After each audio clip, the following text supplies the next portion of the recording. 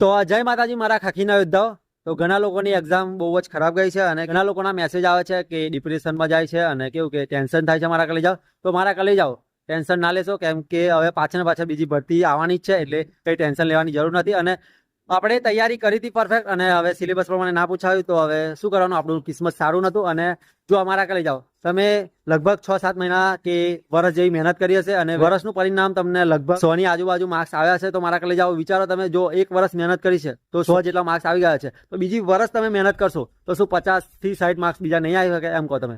હે, બીજા 50 થી 100 માર્ક્સ સુધી તમે નહીં લાવી શકો? તો લાવી શકશો. મારા કલે જાઓ, ટેન્શન ના લેશો. હવે જુઓ, કોઈ બી ફિલ્ડમાં તમે 2 વર્ષ મહેનત કરો ને, એટલે 2 વર્ષમાં તમે પાસ થઈ જ જાઓ, કેવું કે સક્સેસ તમને મળી જાય. જો પણ 2 વર્ષમાં કેવી તૈયારી હોવી જોઈએ? કન્ટિન્યુ તૈયારી હોવી જોઈએ, કન્ટિન્યુ મહેનત હોવી જોઈએ. પછી એવું નહીં કે લાલ્યાવાડી કરો, એવું ના ચાલે. કેમ કે લાલ્યાવાડી કરો ને તો પછી તમે 4-5 વર્ષ સુધી મહેનત કરતા રહો અને પરીક્ષા આવતા રહો, તોય તમારો મેન ના પડે. પરંતુ જો 2 વર્ષ સુધી ખાલી પરફેક્ટ મહેનત કરી હોય, પરફેક્ટ તૈયારી કરી હોય ને, તો મારા કલે જાઓ, તમે લાગી જશો. એટલે ટેન્શન ના લેશો અને ખોટું ડિપ્રેશનમાં જવાની જરૂર નથી. એ તો જે દિવસ એક્ઝામ આપીને એ દિવસ જ મને ટેન્શન થતું હતું. હું બી અત્યારે હવે ટેન્શન નહીં લેતો, કેમ કે ટેન્શન લઈને કોઈ ફાયદો છે ને. જો તમે ટેન્શન લેશો ને એટલું તમને તમારું જ નુકસાન છે. મારા કલે જાઓ, કેમ કે જેટલું ટેન્શન તમે લેશો એટલું ડિપ્રેશનમાં જશો, અને ડિપ્રેશનમાં જશો ને એટલે તમે કંઈક આડાવડી કરવાનું વિચારશો. એટલે મારા કલે જાઓ, ડિપ્રેશનમાં ના જશો. અને જો તમારા બેસ્ટ ફ્રેન્ડ હોય, તમારા જે ભાઈબંધ હોય, જેની સાથે તમે બધી વાત શેર કરી શકતા હોય, એની સાથે બધી તમારી વાત શેર કરો. એટલે કેવું કે તમને જે ડિપ્રેશન થાય છે ને, એ ડિપ્રેશન નહીં થાય. મારા કલે જાઓ. તો હાલો, હવે આ રીતનું રાખજો અને બહુ ટેન્શન ના લેશો. હવે જે થયું એ થયું. મારા કલે જાઓ, બહુ ટેન્શન ના લેશો. હવે ઉપરવાળા ઉપર છોડી દો. તમે મહેનત કરી છે અને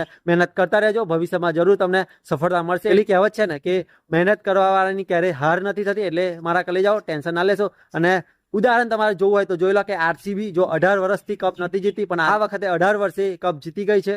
તો બસ મારા કલે જાઓ, તમને બી સફળતા મળી જ જશે. ખાલી મહેનત કરતા રહેજો.